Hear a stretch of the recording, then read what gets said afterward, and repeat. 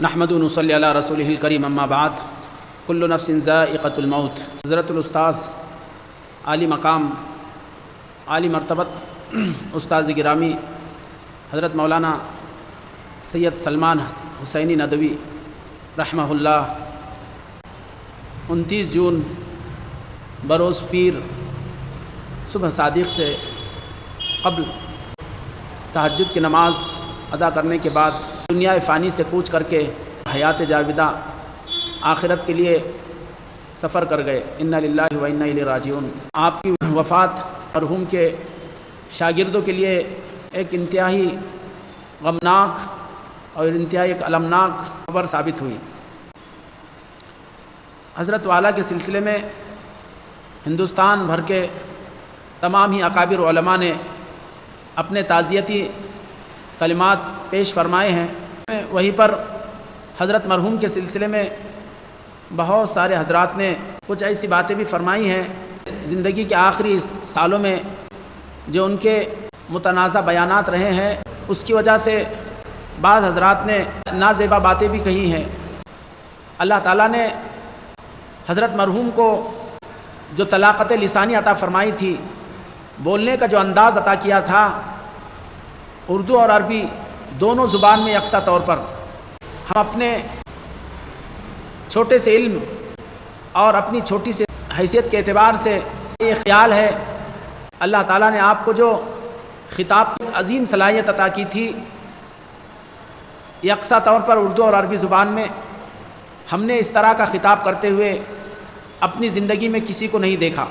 خطابات اگرچہ بڑے بڑے اکابرین کے سنے، جن میں سر فہرست ہمارے مربی و مرشد حضرت مولانا علی میاں رحمۃ اللہ علیہ، ان کے ولولہ انگیز اور دل سوز اور دل کو گرما دینے والے جو خطابات تھے وہ اپنے جگہ مسلم ہیں، لیکن خطابت کے ہر ناحیے سے غرضدار آواز، صاف ستھری زبان اور طلاقت لسانی جو عمدہ طریقے سے پیش کرنے کا جو انداز حضرت مرحوم مولانا سید سلمان ندوی رحمہ اللہ میں جو پایا جاتا تھا، وہ کسی کے اندر شاید دیکھا ہو۔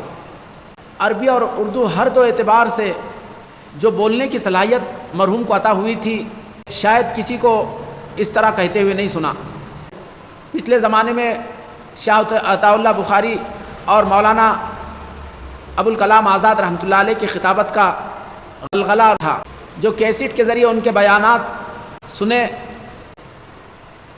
جہاں تک ہمیں خیال ہے، حضرت مولانا سید سلمان ندوی رحمہ اللہ کا جو انداز تھا، ان کے آواز میں جو بلندی تھی اور جو لب و لہجہ تھا، جو فصاحت و بلاغت تھی، سابقہ ان دونوں موصوف میں بھی وہ بلند آہنگی نہیں پائی جاتی تھی۔ بہرحال اللہ تعالیٰ نے حضرت مرحوم کو انداز خطابت عطا کیا تھا، منفرد اور بے مثال تھا۔ آپ جب خطابت فرماتے، علم کے دریا بہا دیتے، گھنٹہ 2 گھنٹے خطاب کرتے، کدھر وقت گزر جاتا اندازہ نہیں ہوتا۔ آپ کے خطابات کا طویل سلسلہ ہے، بے باک اور جرأت مندانہ، جس بات کو وہ حق سمجھتے اور پھر ایسے نکات بیان فرماتے کہ شاید کسی کے خطابت میں وہ نکات ملے، اور پھر ملکی غیر ملکی، اسی طرح مسلمانوں کے ملکی اور عالمی جو مسائل پر حضرت مولانا رحمہ اللہ نے جو خطابات کیے، وہ عجیب طرح کے خطابات تھے۔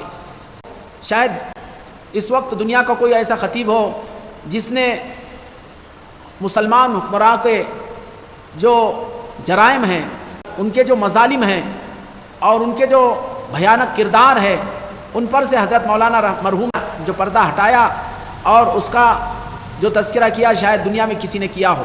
غرض حضرت مولانا رحمۃ اللہ علیہ کی ذات گرامی ایک طرف خطابت کے میدان میں بے مثال اور لاجواب تھی، کوئی اس طرح بھی خطاب کرتا ہو اندازہ نہیں ہو سکتا۔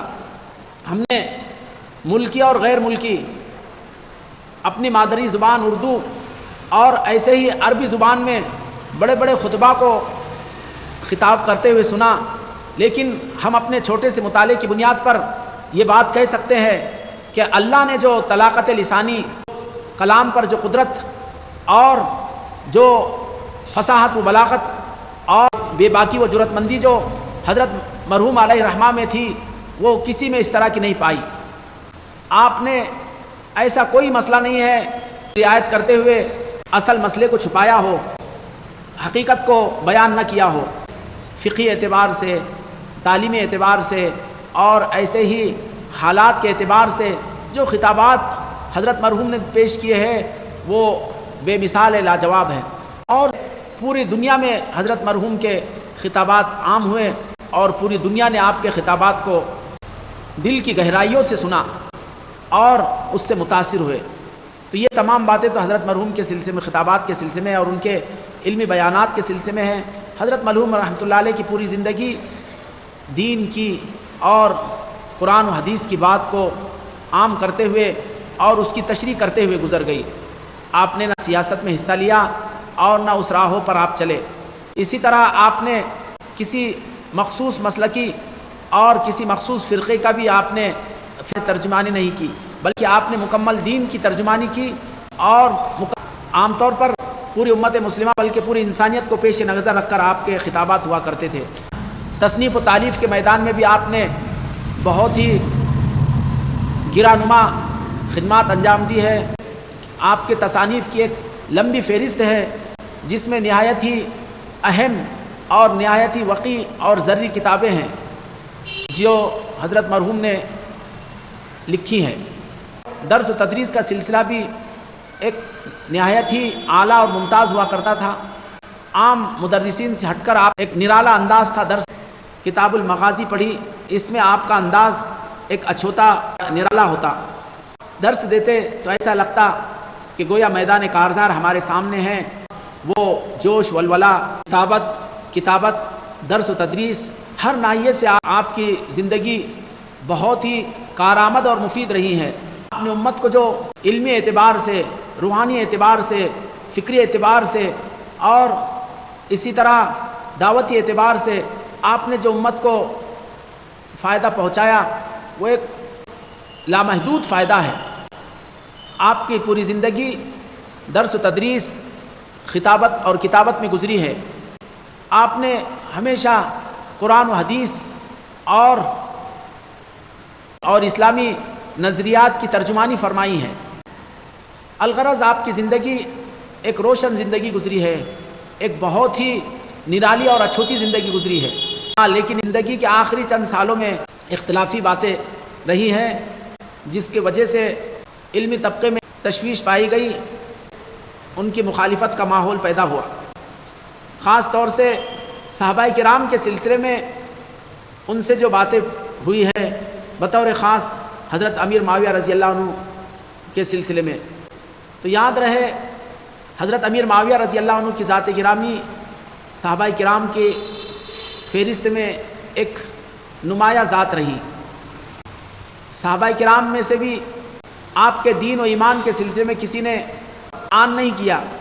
حضرت امیر معاویہ رضی اللہ عنہ پر طعن ہوئے، وہ سیاسی اعتبار سے ہو سکتے ہوئے ہو، لیکن آپ کے دین و ایمان کے سلسلے کسی صحابی کا طعن ہمیں پڑھنے نہیں ملتا ہے۔